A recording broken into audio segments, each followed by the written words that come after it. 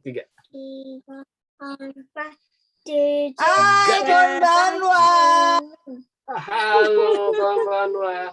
Selamat Aduh, malam. nih bro nih. Ini bro Aan nih, Johannes Keranto. Ini sahabat lama gue. Sahabat banget kita ya. Sahabat tapi sekarang Aan tinggal di Tokyo ya. Tokyo, Jepang. Iya, Tokyo. Terus Tokyo. Nah, ini kebetulan Aan nih sudah bermukim di Tokyo karena sudah menikah dengan perempuan Jepang dan memiliki anak tunggal juga, anak tunggal yang perempuan. Kalau saya kan laki-laki, kalau gue kan laki-laki, kalau di perempuan. Namanya siapa? Bisa diterjemahkan? Namanya siapa, Kak? Namanya siapa? Oh, namanya Wanan desu ka? Kono Karandes. Kono Karandes. Kalau bahasa Jepangnya cantik sekali apa ya? Oh, kawaii kan? Kawaii. Halo? Kedengeran? Kedengeran. Oke. Sebelum kita lanjut, biar jelas kita mau ngomongin apa, sebentar ya. Oke. Send ini dulu.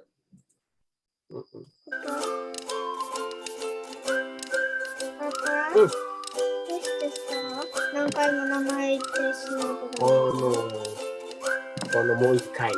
Oke.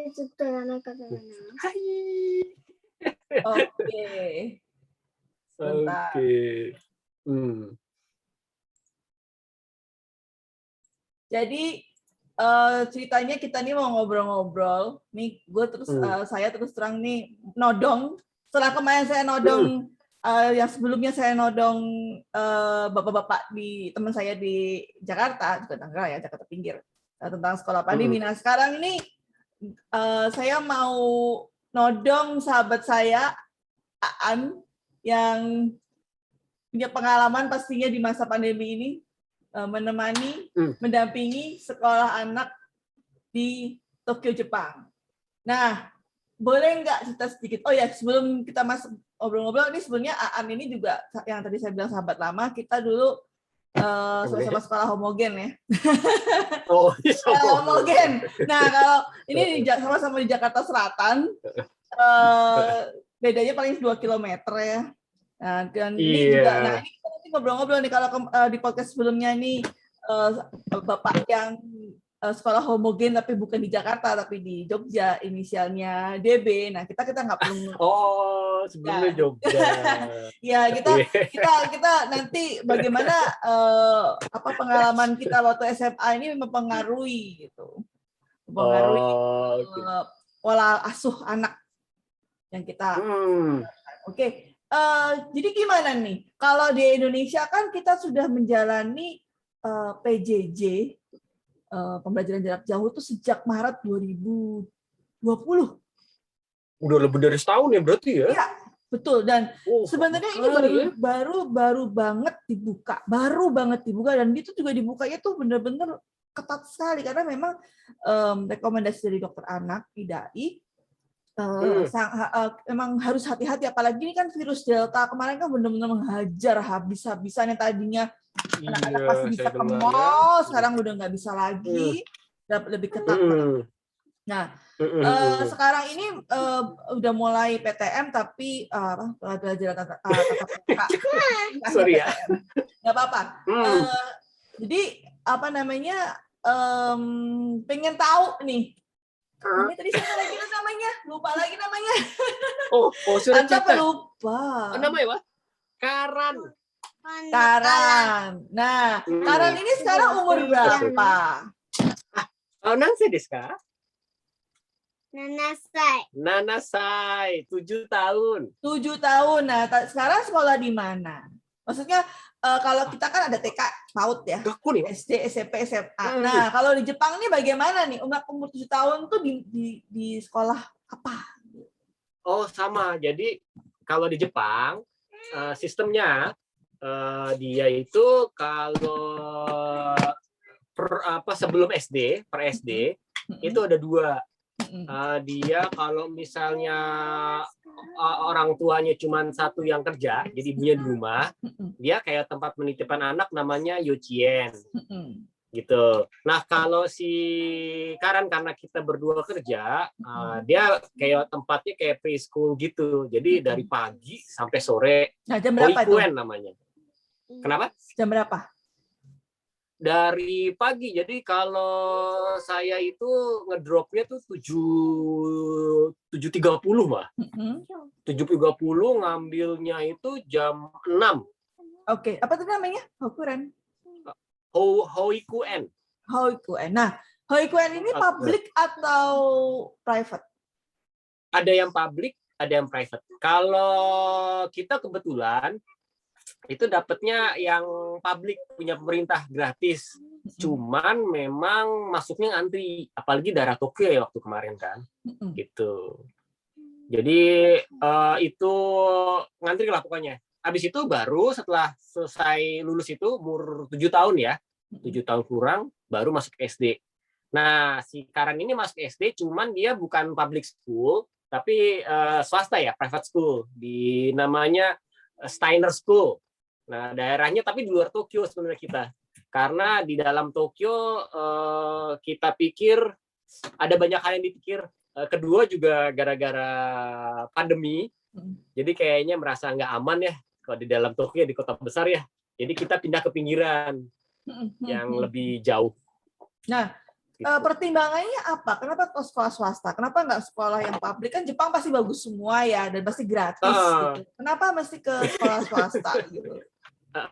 Sebenarnya sih kalau saya ya, karena kita berasal dari Indonesia, pasti sama kayak Mbak Dian ini pertimbangan ya. Bagi saya sekolah apapun di Jepang, bahkan yang asal tutup mata tunjuk aja juga kemungkinan besar ya kita agak sombong dikit sih. Kemungkinan besar masih lebih bagus dari Indonesia kan. Gitu. Cuman yang pertama kebanyakan sih gara-gara pandemi. Terus kedua kita juga pengen ngelihatnya itu di sekolah swasta ini kan biasanya mereka ada kurikulum-kurikulum yang di luar bukan standarnya pemerintah. Nah, kita ngelihat kurikulum di Steiner School ini kita setuju misalnya gitulah. Makanya kita pilih agak di luar kota di Steiner School, bukan publik.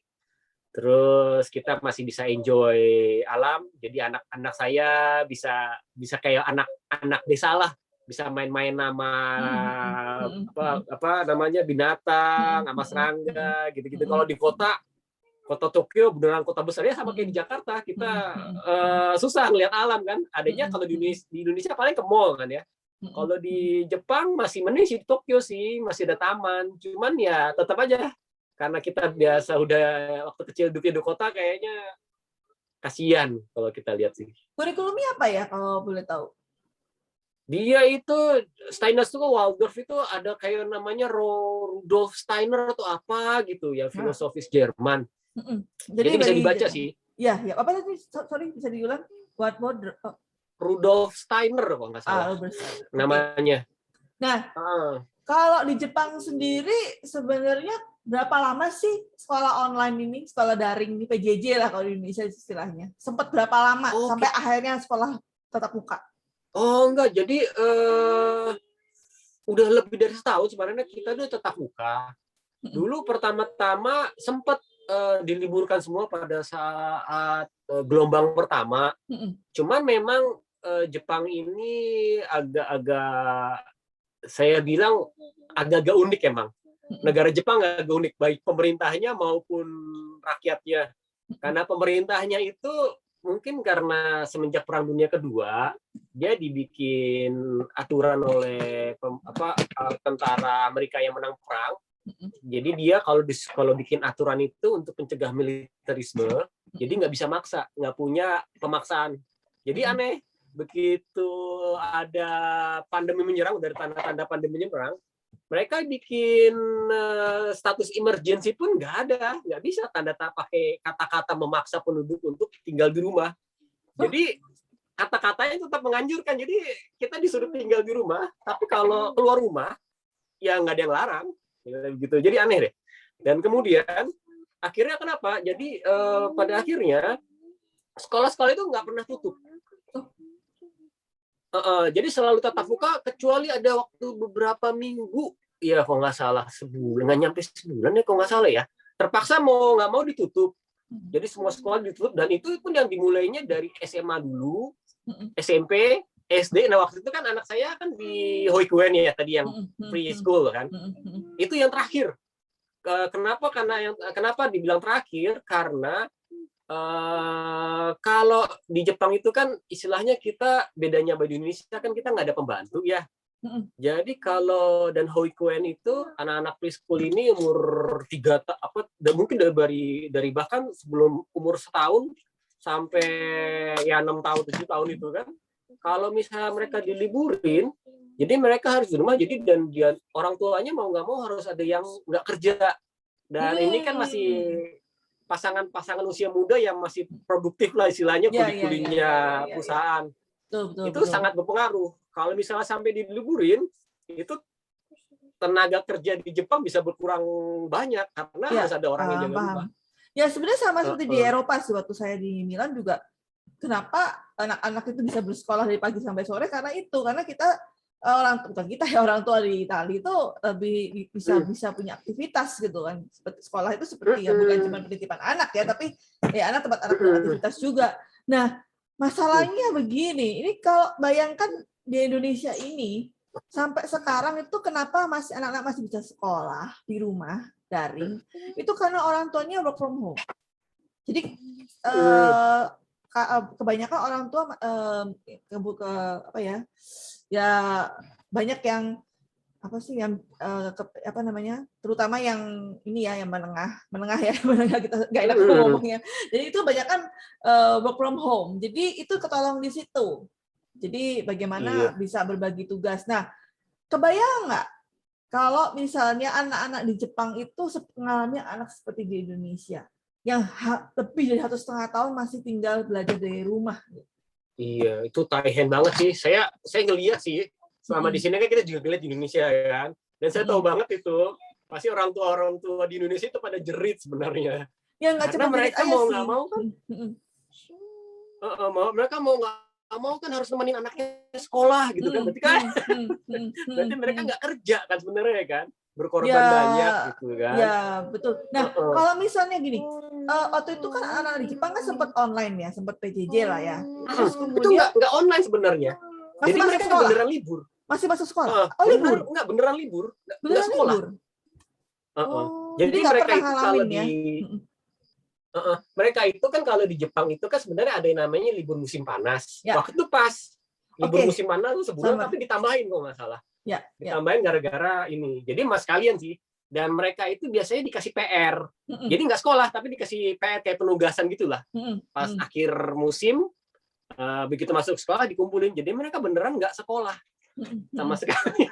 Jadi istilahnya orang tua di Jepang tidak pernah mungkin tidak mengalami pengalaman seperti orang Indonesia karena jadi begini bro, ini jadi pengen curhat juga nih. Jadi walaupun pembukaan tatap muka sudah dimulai dengan tentunya dengan level-level tertentu ya, yang PPKM apalah segala macam itu yang mungkin udah tahu lah.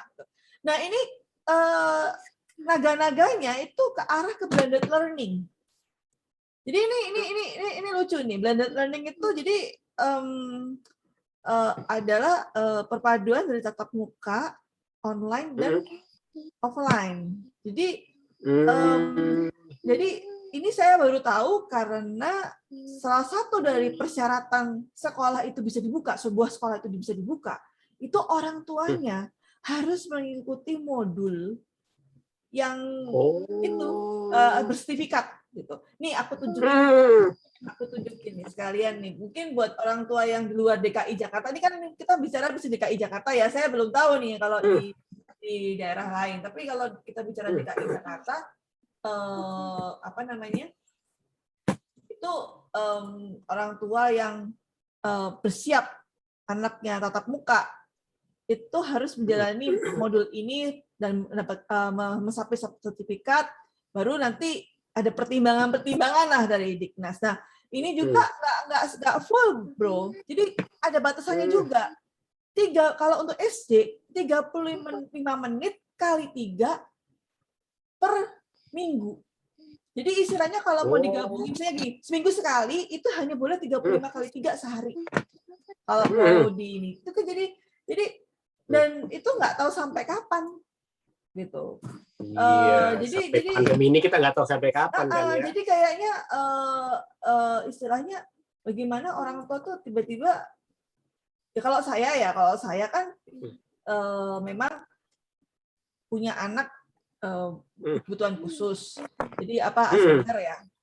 Nah, jadi saat saya masih di Milan, saya sudah merasakan tuh bagaimana saya harus turun sebagai terapis ketika anak di sekolah, pulang sekolah langsung saya handle gitu. Jadi saya benar-benar terapis. Jadi misalnya ini di pamer sertifikatnya. Ini sertifikatnya seperti ini nih.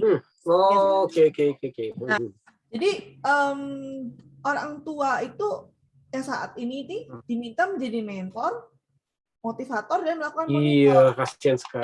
Dan harus cari duit lagi pula. Itu dia.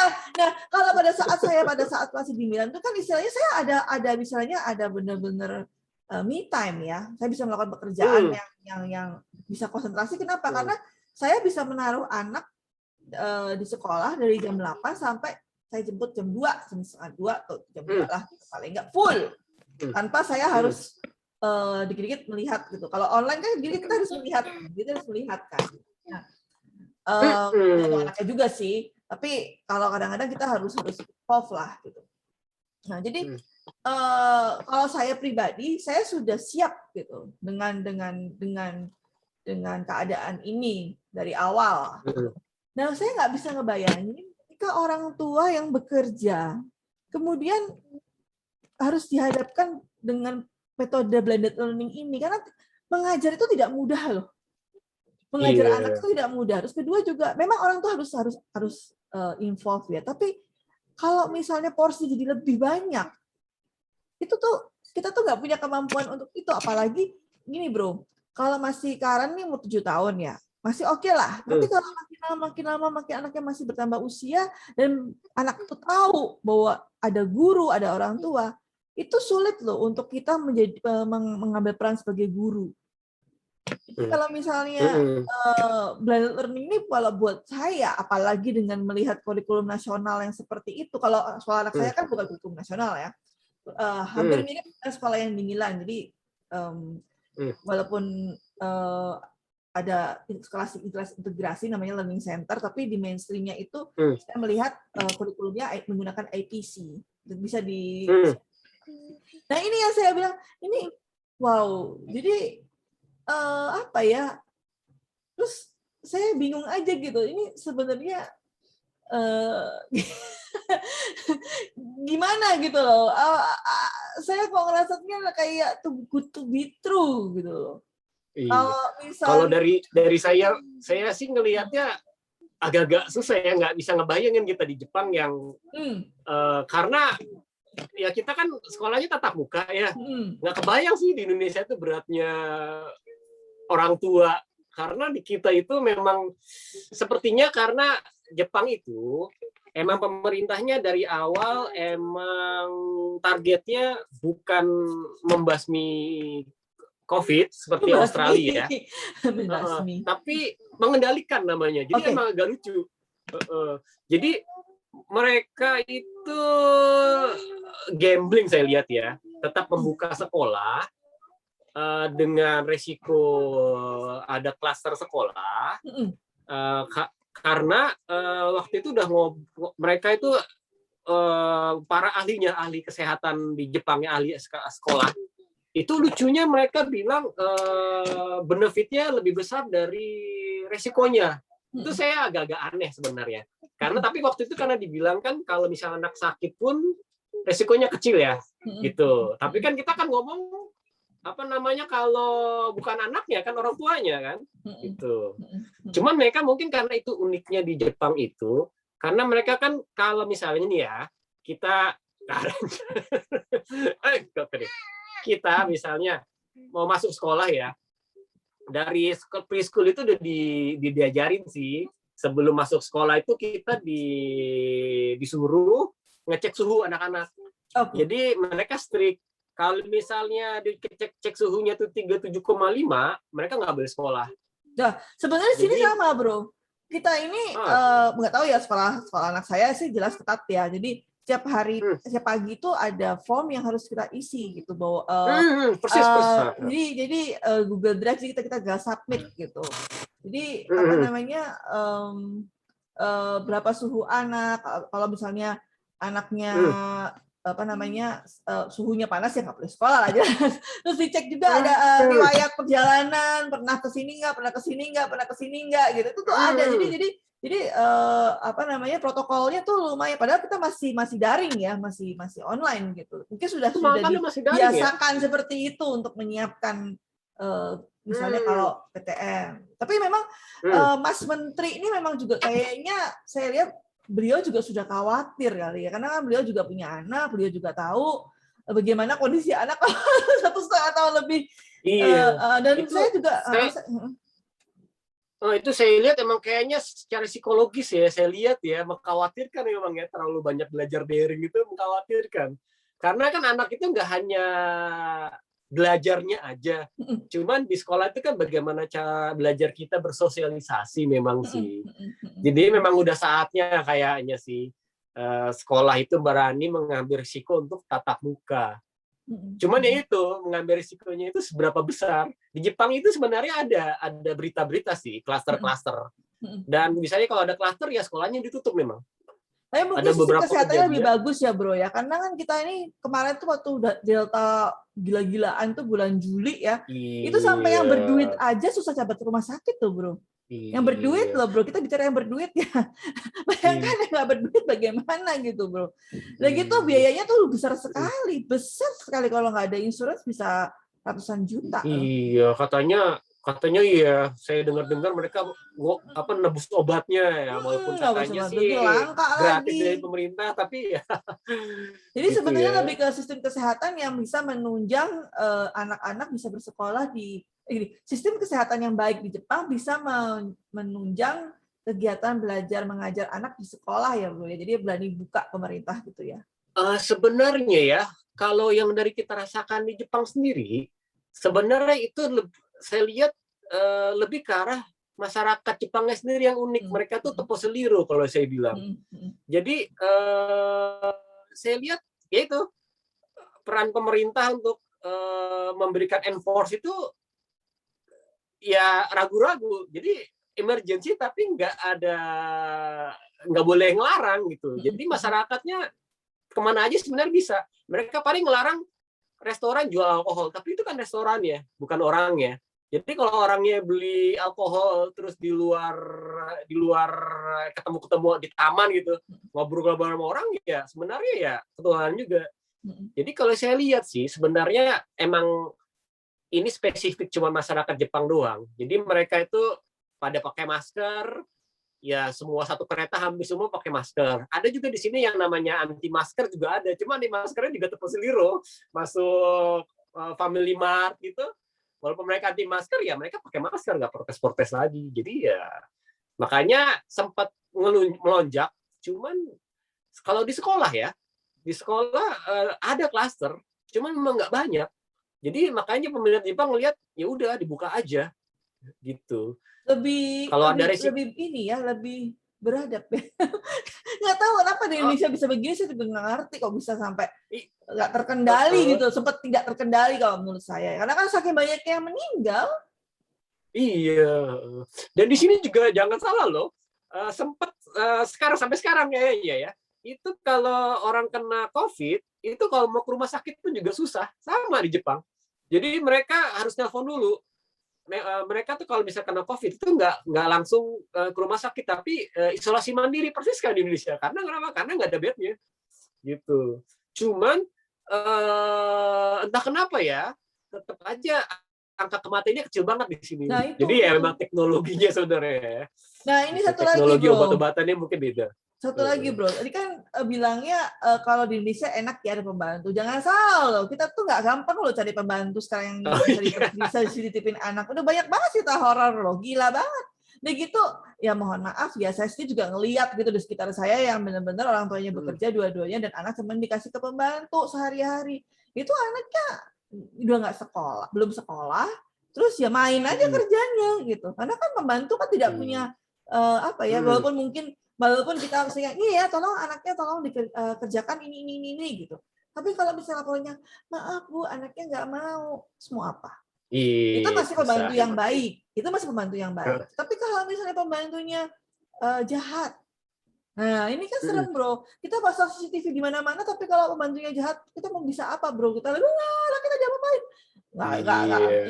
Jadi memang saya pikir, aduh, ini sebenarnya saya turut prihatin sekali ya. Saya sendiri juga merasakan hal yang sama gitu. Waduh, ini bisa mati karir nih kayak gini caranya kan gitu. Maksudnya apalagi anak saya butuh pendampingan khusus gitu. Dan bagaimana kalau orang tua yang punya anak lebih dari 1, 2, 3 masih usia SD misalnya gitu. Dan gitu satu lagi bro, ini gimana nih pendapat mengenai gadget, misalnya gadget ya, dunia online itu kan juga mesti diawasin bro. Misalnya YouTube juga kan, misalnya YouTube Minecraft atau Mario Bros atau apa, tapi isinya bad words gitu, atau lagu-lagu yang memaki-maki, itu banyak sekali loh. Ini kan juga kita juga mesti mengawasi juga kan kayak gini. Ini banyak banget PR-nya sebenarnya nih masa pandemi. Karena anak kan nggak boleh keluar. Kalau anak nggak boleh keluar, berarti kan kita harus memikirkan kegiatan-kegiatan. Kayak saya nih, mungkin bro udah tahu ya. Sampai saya tuh menyiapkan piano, painting, coding, catur, semua. Karena untuk intervensi nggak mungkin anak saya main. Agresif sekali.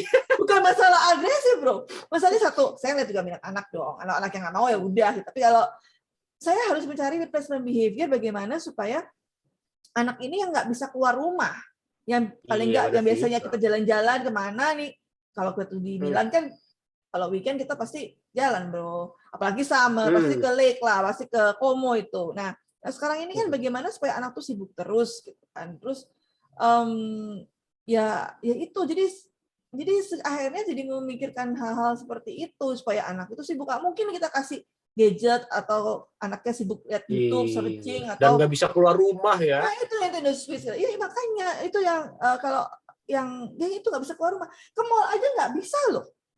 Sudah kan mall itu kan surganya anak-anak, di sana kan banyak mainan. Mau kemana lagi? Dulu sempet tahun lalu kan Jepang itu kan dia bagusnya itu kan based on data ya. Sempat kejadian dia ngelihat data dari Google sama dari data Google ya, mereka kan bikin tuh. Jadi data kunjungan ke taman itu naik gitu, dan pas wave-nya gelombangnya juga naik. Yang ada adalah taman-taman itu ayunan dan kawan-kawannya itu di garis polisi gitu, nggak boleh main. Nah, jadi kita itu kan jadi kita bingung tuh.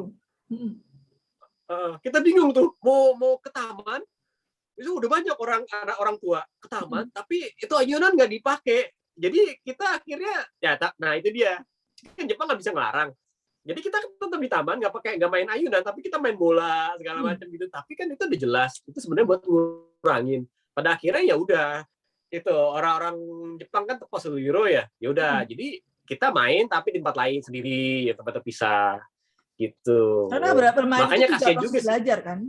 Bermain itu kan proses belajar juga. Dan anak kecil itu kan emang dia butuh tempat-tempat luas seperti buat lari-lari. Jadi kayak saya sadar sih, kasihan di Indonesia yang anak-anaknya nggak bisa main. Makanya saya keluar dari Tokyo itu juga karena itu di daerah pinggiran itu masih banyak tempat yang luas tanpa taman yang kita bisa main sendiri gitu, main bulu tangkis aja lah istilahnya gitu kan. Tapi bulu tangkis kan di kota nggak bisa main. Nah kita sama bro. Saya sama bapaknya Abi juga akhirnya membeli rumah baru khusus untuk lingkungannya si Abi, karena kita lihat prediksinya bakal lama nih. Nggak mungkin gitu. Jadi benar-benar kita tuh cari rumah tuh yang benar-benar yang ramah anak, yang aman, sampai akhirnya indoor playground saya masukin ke kamarnya. Jadi benar-benar yang untuk mengantisipasi, karena kita kan nggak mau ya perjuangan dari zaman di Milan tuh Abi tuh bagaimana kan, di sana kan banyak taman bro. Di sana tuh anak-anak Eropa tuh kebanyakan pasti tidak ada masalah dengan motorik. Kenapa? Karena tiap hari ke taman. Jarang yang main gadget. Jam 4 sore tuh pasti rame-rame ke taman. Yang naik-naik apa, pelurutan apa. Jadi motoriknya mereka bagus. Gitu. Nah, kebayangkan sekarang 2 tahun anak di rumah, apalagi anak SD ya, yang perkembangannya ya dibilang itu motoriknya kan lagi naik-naiknya itu, dan mereka nggak bisa main. Kasihan kalau saya lihat sih. Nah iya, kasihan gitu. Itu bang saya itu kasihan di situ. Jadi tapi kan gini bro, kembali lagi kan ke orang tuanya. Apakah orang tuanya mampu atau tidak? Iya. Kalau mampu, apakah mau keluar uang untuk memfasilitasi anak? Itu kan juga ada orang tua yang aduh nanti anaknya bosan apa segala macam ini itu. Ya kalau banyak pertimbangan ya sudah gitu. Makanya ini sebenarnya bagaimana kita itu bisa memandang, mungkin nggak tahu ya, pengaruh kita di sekolah dulu kali ya. Kita bisa melihat ke depan gitu loh, bagaimana prediksi-prediksi yang harus kita antisipasi. Kita kan produk orde baru yang pendidikannya masih lumayan standar. Kalau sekarang kan pendidikannya saya nggak tahu ya, mungkin udah maju, cuman kan udah mulai nggak standar. Jadi kalau kita kan tahu bahwa dulu tuh anak kecil kudu main-main. Benar. Karena kita tuh angkatan kita gini, usia kita kan kepala 4 ya. Nah kalau bayangkan keluarga-keluarga muda yang kepala 3 atau kepala 2 gitu.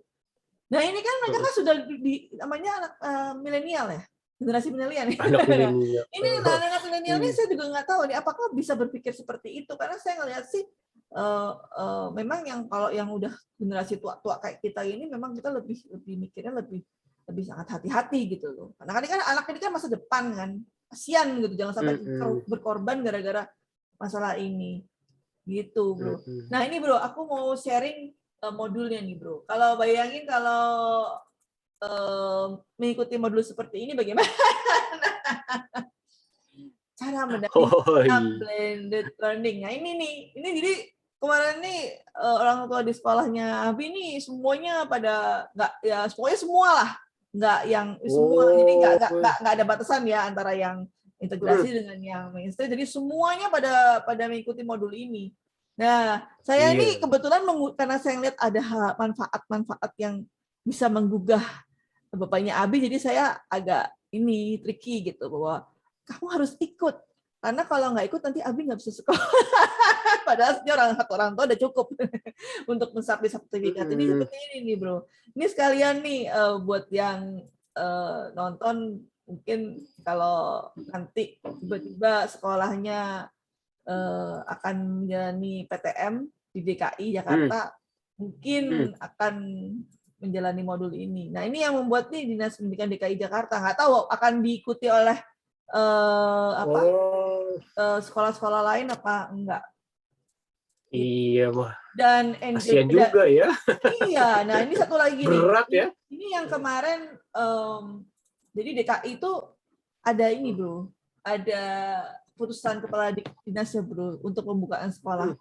Jadi sekolah tuh nggak sembarangan bisa buka. Ada apa ya, tata caranya lah. Memang harus ritual. Memang harus diaudit dulu memang. Dan bagaimana segala macam udah memenuhi atau belum, apa ini sampai ada daftar-daftar sekolahnya gitu. Bener-bener nggak tahu dah, ini bener-bener. Ya sebenarnya sih emang kalau saya lihat emang udah saatnya harus dibuka sih dengan segala resikonya. Jadi emang si Mendikbud ini sebenarnya emang udah khawatir sih sebenarnya. Kalau dalam jangka panjang sih bakal berpengaruh. Cuma mah resikonya itu dia harus berani terima resiko kalau tiba-tiba terjadi klaster besar dari sekolah, which is bakalan kena kritik dari masyarakat. Nah di situ yang dia harus menyeimbangkan kan. Emang harusnya peran serta kitanya sih sebagai orang tua. Kalau misalnya emang dari awal ketahuan sakit, ya udah kasih tahu ke sekolah kita jangan masuk, jangan sampai karena itu jangan kebiasaan kita. Zaman dulu ya, jangan kebiasaan zaman dulu supaya anaknya bisa sekolah kita bohong-bohong tuh ada yang kayak gitu juga. Itu nggak bisa tuh. Kalau sekarang nggak bisa tuh. Waduh, kalau satu sekolah tutup itu berapa banyak orang tua yang nggak bisa kerja kan, gara-gara tiba-tiba anaknya harus di rumah kan. Gitu. Apalagi kayak di Jepang yang belum ada online, karena mungkin ada beberapa, tapi di waktu di sekolah saya nggak ada. Jadi kalau libur kayaknya libur semua, nggak bakalan dikasih masuk. Kalau saya lihat yang klaster-klaster yang menjadi sekolah tuh sekolah libur total. Jadi kayaknya memang harus hati-hati sih si Mendikbudnya nih sepertinya berjudi dia. Jadi tapi integritas orang tua memang juga harus ditegakkan ya, maksudnya karena jangan sampai bohong karena pengen anaknya sekolah gitu loh. Kalau emang sakit ya sakit, kalau enggak. Gitu. Kayaknya susah ya di Indonesia kayak gitu ya. Harus diketahui di peraturannya. Iya, tapi ya gimana kan membahayakan jiwa orang lain masalahnya kan. Iya. Itu sebenarnya. Ya itu kejadian di Jepang tuh kejadian. Jadi ada klaster, ada kejadian orang tuanya bohong memang. Jadi dia udah demam, nggak ngasih tahu. Terus tiba-tiba beberapa hari kemudian kan kalau di sini kalau demam ke rumah sakit, ke dokter harus tes PCR kan. Begitu tes PCR-nya positif, itu langsung nyebar kan, sama kayak di Korea dulu lah. Dia kemana, terus ternyata dia punya sama di sini juga begitu. Kasih tahu, wah rame. Kalau udah gitu udah gak enak tuh biasanya. Dan angka kematian anak saya lupa ini ya, tapi bisa browsing di internet. Angka kematian anak karena COVID juga lumayan tinggi loh bro di Indonesia. Iya di Indonesia itu ya. Juga makanya sebenarnya ya itu berjudi. Tapi kita kan nggak bisa ngelihat dari kesehatan fisik aja, kesehatan mental pun juga penting gitu. Ini juga kita nggak tahu nih bagaimana. Ya semua orang kan rezekinya beda-beda masalahnya. Nah bayangin aja kalau rumahnya dempet-dempet gitu yang di kampungan, terus anaknya sekolah ada 3, terus pasti aktif menjawab tuh apa nggak berisik gitu. Dan anak-anak itu apalagi anak-anak yang masih kecil kayak saya gitu kan. Itu kan nggak bisa disuruh jaga jarak tuh gimana? Nah itu pakai masker double gitu kan? Pakai masker nggak bisa. Anak saya juga, kan saya ngeliat di sekolahnya gitu kan, suruh pakai masker masuk gitu, tapi maskernya hidungnya kelihatan semua gitu kan. Nggak bisa anak kecil suruh pakai masker. Akhirnya begitu ya. Akhirnya harus orang tuanya harus kesuliru. Jadi kalau ada apa-apa, misalnya dia dibilang rekan kerjanya tes positif, dia harus langsung isolasi. Maksudnya jangan sampai dia nularin ke anaknya, ntar anaknya nularin ke sekolah, kacau. Jadi sebenarnya yang isi-isian tuh nggak cuma anaknya panas apa enggak, demam ya, harus semua sekolah tuh. Orang tuanya. Maksudnya anggota keluarga dalam isian sekolah itu tidak hanya informasi tentang anak, tapi juga informasi apakah ada anggota keluarga lain yang demam di atas 37 gitu kali ya. Harus selengkap itu ya. Dan kalau waktu kemarin saya di Hoikuen itu, dia karena berdasarkan peraturan pemerintah ya. Jadi di suatu daerah dulu saya tinggalnya di Meguro gitu. Dikasih tahu kalau di sekolah ini ada orang tuanya kena COVID, itu sampai sekolah sebelah itu ada email ya, di broadcast ke semua orang tua. Jadi mungkin biar mereka aware ya sekolah ini, dan mungkin wajib sama undang-undangnya kali ya. Jadi sekolah ini diliburin, kita tahu gitu. Jadi mungkin buat peringatan juga ke yang lain. Kalau sampai kejadian di sekolah kamu diliburin ya susah kamu juga. Jadi gitu. Waktu current summer holiday itu kegiatannya apa? Maksudnya di rumah dititipin ke neneknya atau gimana, atau di sini kalau di sini sekolah itu, apalagi sekolah pemerintah ya, dia after school biasanya dia ada tempat penitipan sekolah. Kalau gitu. summer holiday juga kalau misalnya orang tuanya kan juga kerja, banyak ya orang tuanya kerja gitu, biar anaknya kalau anak masih kecil kayak gini kan nggak bisa dilepas sendiri, itu dititipin di sekolahnya bisa, dari pagi sampai sore bisa gitu. Kalau yang udah agak-agak tua mungkin mereka bisa main kemana gitu ya, tapi kalau anak-anak kecil banyak yang dititipin di sekolah karena ya mau gimana lagi orang tuanya kerja. Tapi ada sekolahnya buka walaupun summer holiday. Ininya tempat penitipan anak biasanya tuh sekolah, nanti sebelahnya ada tempat penitipan anak biasanya gitu. Di sekolah aku ada, di sekolah anakku gitu. Ya, itu ada yang memang agak-agak jauh. Jadi begitu. Ya berarti benar ya, memang sekolah sama daycare itu memang luar biasa ya. Kalau misalnya tidak ada yang daycare gitu. Kalau Indonesia mungkin, kalau nggak mungkin, rasanya gini, walaupun ada pembantu atau segala macam, tetap aja saya kalau masih kecil gitu, oh super neni saya apa sih yang bisa dipercaya saat ini gitu loh. Rasanya kok saya yang lihat banyaknya psycho di pemberitaan. Jangan ke pemberitaan orang terdekat itu biasanya kan misalnya omnya atau apa siapa atau tetangganya itu kan mengerikan semua gitu loh. Cita-citanya tuh jadi itulah makanya nih sebenarnya kita nggak tahu apakah blended learning ini memang ideal untuk orang tua Indonesia yang terutama untuk keluarga muda yang bapak ibunya bekerja full ya. Iya, susah tuh. Yang Saya bilang kasihan sih. Saya lihat tantangannya orang tua muda di Indonesia itu lebih besar dari saya. Jadi saya mungkin agak bersyukur di sini ya. Kalau di Indonesia itu nggak kebayang lah. Bisa salah satu dari kita berhenti kerja gitu. Kalau gitu Pak. Nggak bisa lah kayaknya sih. Iya, karena kan mereka kan juga mungkin mapan juga belum mapan banget gitu kalau masih muda kan. Misalnya mereka baru udah punya anak lagi gitu. Maksudnya belum mungkin kalau pasangan muda di bawah 10 tahun paling dia di kantor jabatannya apa sih? Ya itu dia. Terus kedua juga mau usaha juga sekarang usaha lagi susah bro. Paling usaha juga nggak gampang. Jadi memang ya memang cukup ini sih cukup berat ya, terutama juga apalagi yang ya itu yang baru muda itu yang nggak tahu mesti dipinjam siapa anaknya. Makanya saya bilang ini blended learning itu sebenarnya saya ngelihatnya apakah mending online aja ya? Apa blended learning itu kasnya kentang ya?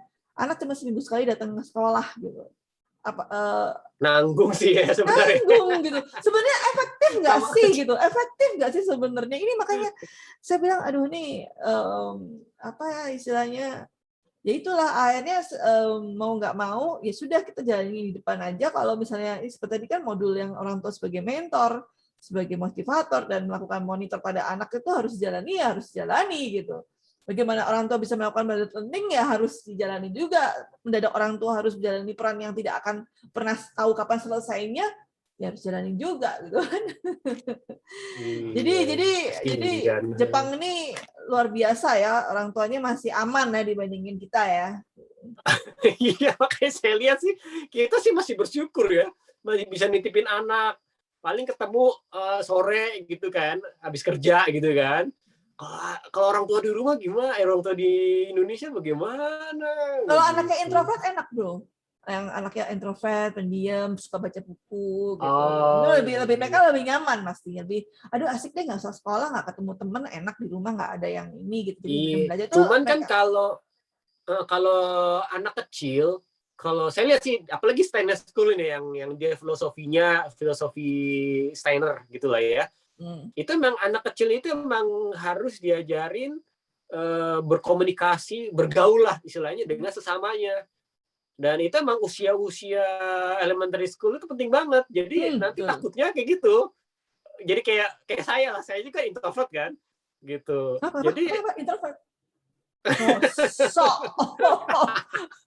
Introvert gadungan kali. Kalau nggak mau ketemu sama orang malah lebih bagus, cuman kan kalau untuk society kan nggak bagus juga kan. Ya anak introvert masuk ke sekolah homogen yang ngeri gitu. Dulu dibawa ke backyard nggak tuh? Jangan-jangan pernah dibully lagi kan.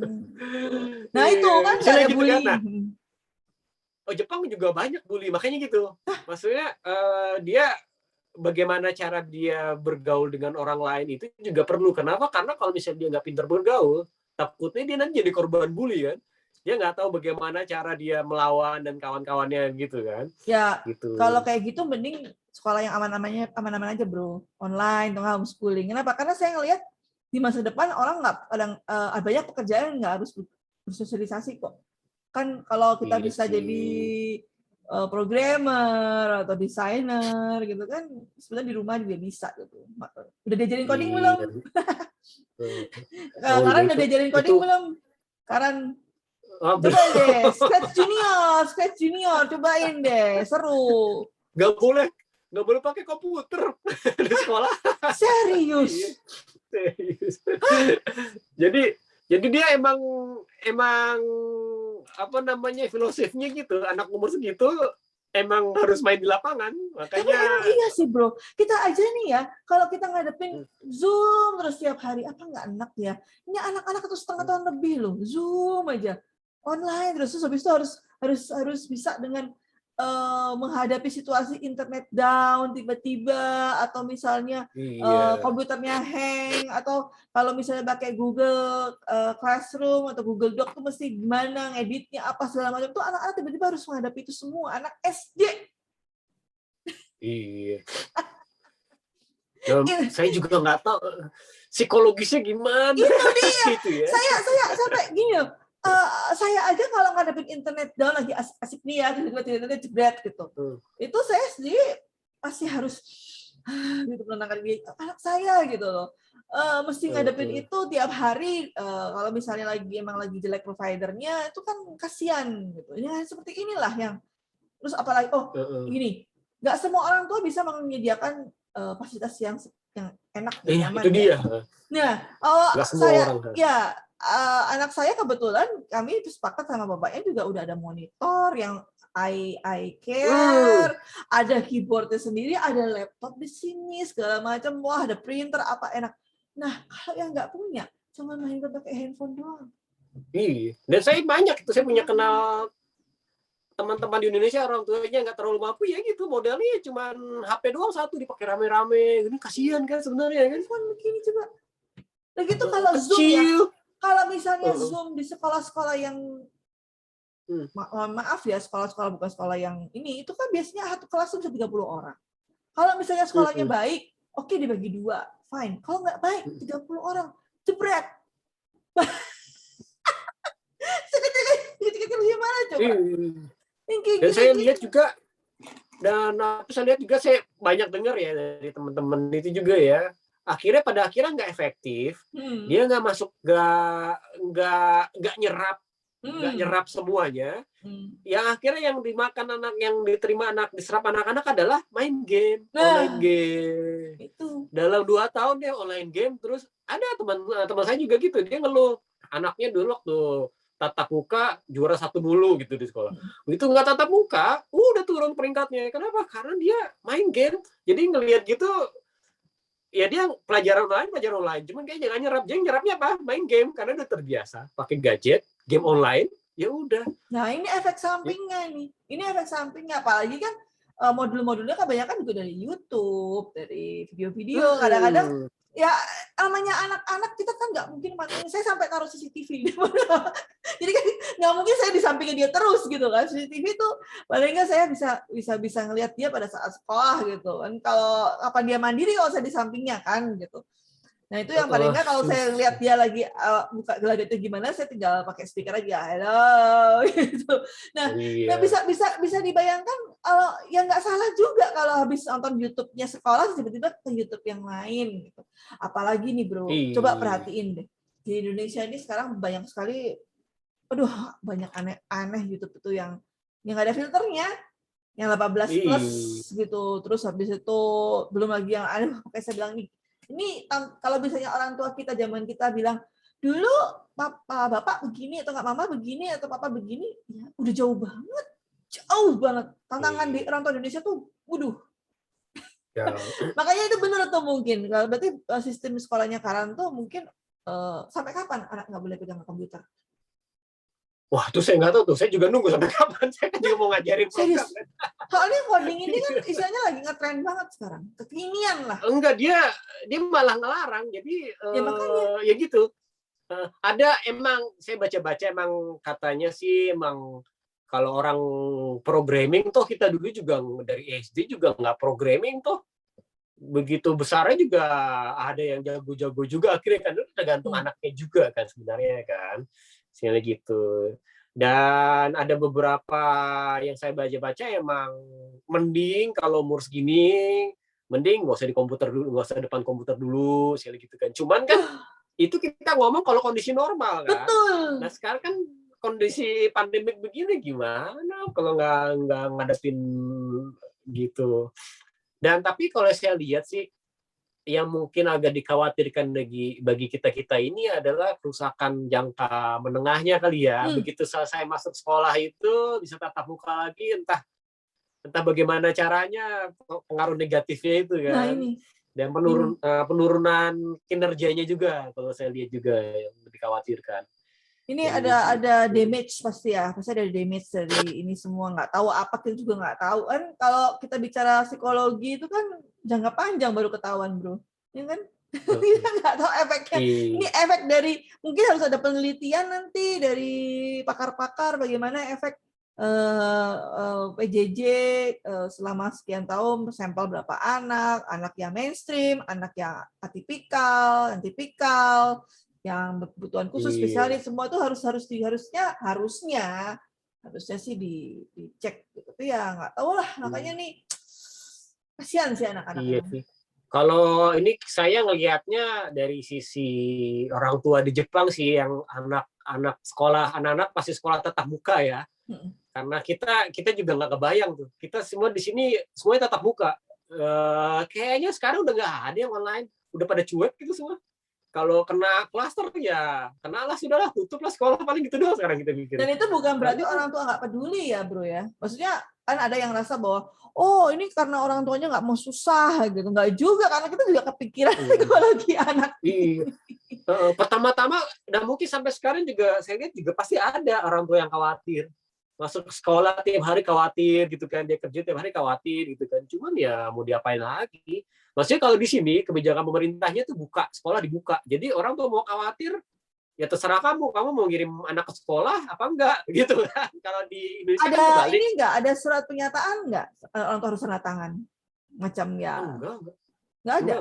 Fakta integrasi juga misalnya orang tua harus patuh pada peraturan, kalau anaknya sakit juga tanda tangan, enggak ada, sama sekali enggak ada. Jadi benar-benar kepercayaan. Kayaknya enggak ada deh, saya enggak tanda tangan apapun, enggak tahu ya kalau bini ya, cuman kayaknya enggak. Jadi di sini emang dari kecil kan, karena kita emang terbiasa begitu anak lahir itu kan mau nggak mau kita titip ke yang tadi tuh kan, tempat pendidikan anak kan, karena di sini kebiasaannya begitu kan, gitu. Jadi emang dari kita udah terbiasa yang namanya cek suhu badan tiap hari gitu-gitu udah biasa. Gitu. Jadi mungkin lebih enak karena itu terbawa. Begitu ada masa pandemi ini, semua disiplin yang itu memang udah ada dasarnya. Jadi sebelum pandemi memang sudah begitu ya? Udah begitu, pakai masker. Paling dulu itu anak kecil emang nggak pakai masker. Sekarang disuruh pakai masker gitu. Paling gitu aja. Begitu orang tua begitu jemput anak semuanya pakai masker. Walaupun ada yang anti masker gitu-gitu, tetap aja mereka pakai masker karena terpasuliru aja. Dia nggak mau nyusahin orang gitu. Aduh, terima kasih banyak bro. Arigato, gozaimasu sharingnya. Mudah-mudahan buat yang dengerin sharingnya Bro Aan nih dapat pencerahan. Bukan dapat pencerahan, kita iri. Kita iri dengan orang tua yang ada di Jepang. Aduh, tapi ya sudahlah. Semoga ada perbaikan ya di Indonesia ya. Buat orang tua Indonesia, semangat. Semangat. Terima kasih banyak Bro. Oke. Sampai ketemu. Ya, sampai ketemu lagi.